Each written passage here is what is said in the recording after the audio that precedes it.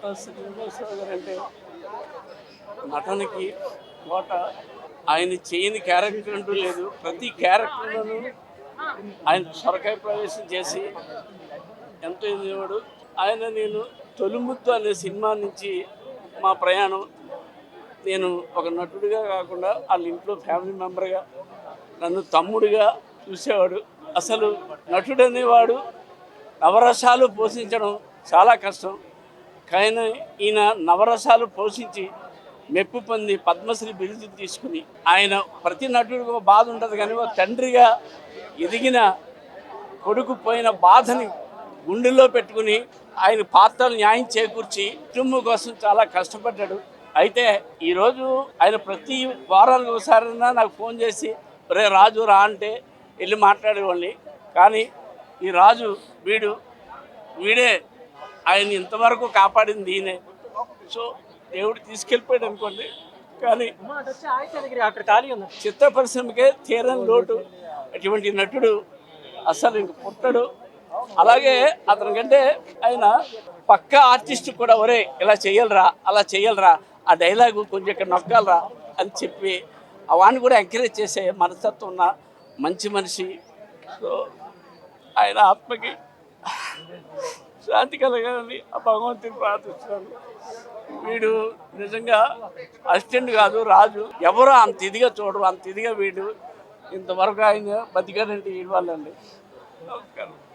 అలాంటి ఎంతోమంది నటులకి, అంటే ఎటువంటి బ్యాక్గ్రౌండ్ లేని నటులకి వారిని చూస్తూ పెరిగి వారి టాలెంట్ని, అంటే వారి కన్విక్షన్స్తో చేసిన ఎన్నో పాత్రలని, వారు పోషించిన ఎన్నో పాత్రలని వారి నటన ద్వారా ఎంతో జీవిత సత్యాన్ని వెలుగులోకి తీసుకొచ్చారు. ఎంతో ఆనెస్టీ, ఎంతో ఒరిజినాలిటీ, అథెంటిసిటీతో వారు ఎన్నో పాత్రలు చేసి నాలాంటి వాళ్ళని ఎంతోమందిని ఇన్స్పైర్ చేశారు.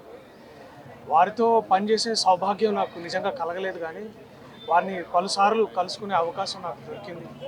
అదే ఎక్కడో ఒక ఏకలవ్య శిష్యుడిలాగా ఎక్కడో దూరంగా వారిని చూస్తూ, లేకపోతే వారి సినిమాలు చూస్తూ, వారి పర్ఫార్మెన్సెస్లో ఉండే ఆ ట్రూత్ని నన్ను కూడా ఇన్స్పైర్ చేసిన సందర్భాలు ఎన్నో ఉన్నాయి. ఇవాళ నేను నటుడుగా చలామణి అవుతున్నాను అంటే నన్ను ఇన్స్పైర్ చేసిన ఎంతోమంది గొప్ప వాళ్ళలో ఆయన కూడా చాలా ముఖ్యం. అండ్ మననే గురు పూర్ణిమ రోజు ఆయన్ని గుర్తు చేసుకున్నాను అనమాట, వారు చేసిన పర్ఫార్మెన్సెస్. తర్వాత మననే బర్త్డే రోజు నేను మా ఫ్రెండ్స్ అందరం ఆయన గురించి మాట్లాడుకోవడం. ఇవాళ saddest day for all of us. వారి ఆత్మకి శాంతి కలగాలని మనస్ఫూర్తిగా కోరుకుంటున్నాను. There is one and only Kota Srinivasarao గారు. I don't think there will ever be anybody like it. Thank you Kota గారు. Thank you so much for everything you did for us. Telugu చిత్ర పరిశ్రమలో తెలుగువారిని ప్రోత్సహించాలని ఎంతో కృషి చేసిన మహానుభావుడు అండి ఆయన. తెలుగు ఫిలిం ఇండస్ట్రీలో మనకి ఏంటంటే కేవలం తెలుగు ఆర్టిస్టులే ఉండాలని చెప్పి మామూలుగా పోరాటం చేయలేదు. ఆ పోరాటంలో ఆయన చాలా కూడా కోల్పోయారు. సో అలాంటి మహోన్నతమైన వ్యక్తికి కేవలం మన తెలుగు ఫిలిం ఇండస్ట్రీలో తెలుగు వారికి ప్రాధాన్యత ఇస్తూ వాళ్ళని ఎంకరేజ్ చేస్తే డెఫినెట్గా ఆయనకి మనం అందరూ ఘనాన్ని అనిపించినట్టండి. సో ఆయన ఆత్మకి శాంతి చూపారాలని మనస్ఫూర్తిగా కోరుకుంటూ Telangana movie TV artist union తరఫున ఆయనకి శ్రద్ధాంజలి నడుస్తుంది. చాలా బాగా ఉందండి కోట గారు లేరని చెప్పేసి. ఆయన అంటే మోర్ లైక్ అన్ యాక్టర్ కంటే మా ఫ్యామిలీ మెంబర్. మా ఫాదర్ సినిమా షూటింగ్కి వెళ్ళినప్పుడు నేను చిన్నప్పటి నుంచి ఆయన్ని సెట్లో చూస్తూ వచ్చాను. అలాగే నా కెరియర్, నా ఫస్ట్ సినిమా అల్లర్లో ఆయన నా ఫాదర్గా చేశారు. అండ్ చాలా సినిమాలు మన లడ్డు బాబు వరకు నేను దాదాపు ఒక 40-50 సినిమాలు కలిసి యాక్ట్ చేసాం. So very close friend of my dad. మా నాన్నగారికి బాగా ఇష్టమైన వ్యక్తి. మేము అందరూ ఆల్మోస్ట్ ఇదే ఈ రోడ్లోనే మేము నేబర్స్గా ఉన్నాం చాలా సంవత్సరాలు. అండ్ వాళ్ళకి వాళ్ళ కుటుంబ సభ్యులందరికీ విష్ వాళ్ళు కొంచెం ఈ టైంలో స్ట్రాంగ్గా ఉండాలని కోరుకుంటూ సెలవు తీసుకుంటాం. Thank you. అలాంటి ఎందరో నటులకి ఇన్స్పిరేషన్ అయిన కోట గారికి మధ్య లేరన్నది, నేను ఆయనతో 2-3 సినిమాలు చేసే అదృష్టం కలిగింది నాకు. 2-3 సినిమాలు చేసే అదృష్టం కలిగింది నాకు ఆయనతో స్క్రీన్ స్పేస్ షేర్ చేసుకున్నందుకే నేను ఆ రోజు చాలా ఆనందపడిపోయాను.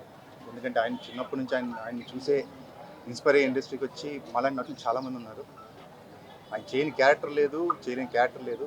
లెజెండరీ కోట శ్రీనివాసరావు గారు మన మధ్య ఇప్పుడు లేకపోవడం చాలా బాధాకరమైన విషయం. ఇక అంతేనండి.